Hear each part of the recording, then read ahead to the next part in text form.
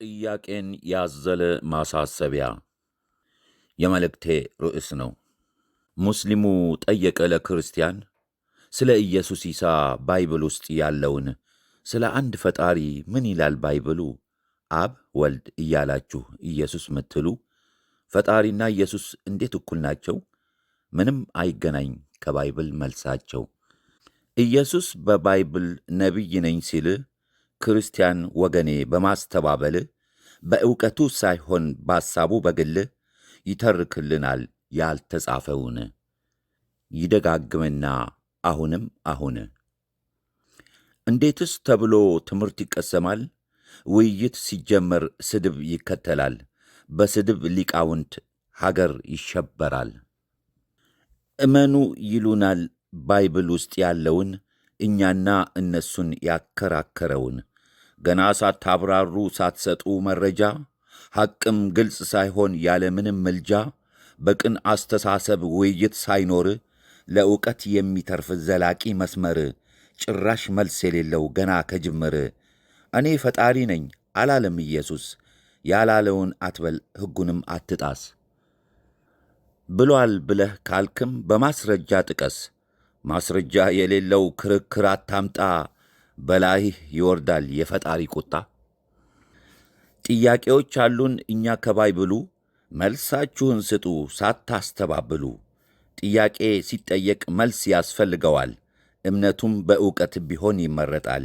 ያለበለዚያማ ክርክር ይሆናል። ኢየሱስ ፈጣሪ አለመሆኑን እኛ ሙስሊሞቹ እናውቀዋለን። በሁለቱ መጽሐፍ ያልተጻፈውን ፈጣሪ ነው ብለን እንዴት እንመን? በአላህ አንድነቱ እናምናለን እኛ፣ አምሳያ በሌለው እንዲሁም ጓደኛ፣ ያልተወለደና የማይወለድ ሁሉን የፈጠረ እሱ ብቻ አንድ። አዳምና ሔዋንን የፈጠረ ጌታ ኢየሱስን ፈጥሯል፣ ይኸው ነው እውነታ። በእምነትህም ላይ ዕውቀት ከሌለበት እንደ ሕልም ይሆናል ዝም ብሎ መዋተት። ሁሉም ነቢያቶች ተአምር አላቸው፣ ይህንን ችሎታ አላህም ሰጣቸው። ሁሉም ሰዎችና የአላህ ፍጡር ናቸው። ስለ እያንዳንዳቸውም በቁርአን ተጠቅሷል። አንድም ነገር ሳይቀር ቁርአን ያስተምራል። ጥያቄ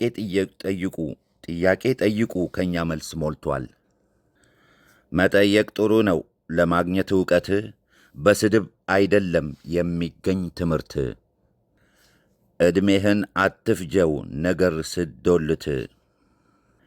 እኔ ተማሪ ነኝ ዕውቀትን እሻለሁ፣ በአላህ አንድነቱ ከልቤም አምናለሁ። ሦስት ግን አንድ ሲሆን ግራ አጋባለሁ።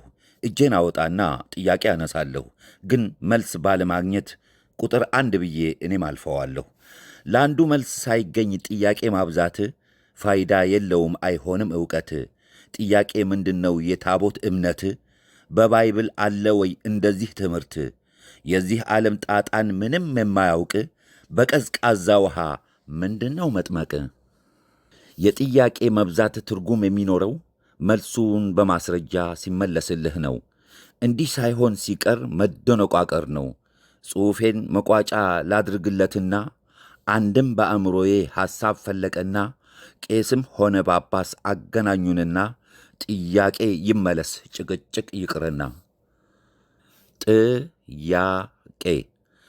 ጥያቄ አቀርባለሁ በሦስት ፊደላት፣ መልስ ሳይመለስ ቀረ የታለ ዕውቀት? ዕውቀትማ አለ ከኡስታዞቻችን፣ የመማሪያው መጽሐፍ ቅዱስ ቁርአናችን። ወሰላሙ አለይኩም ወረሕመቱላሂ ወበረካቱሁ።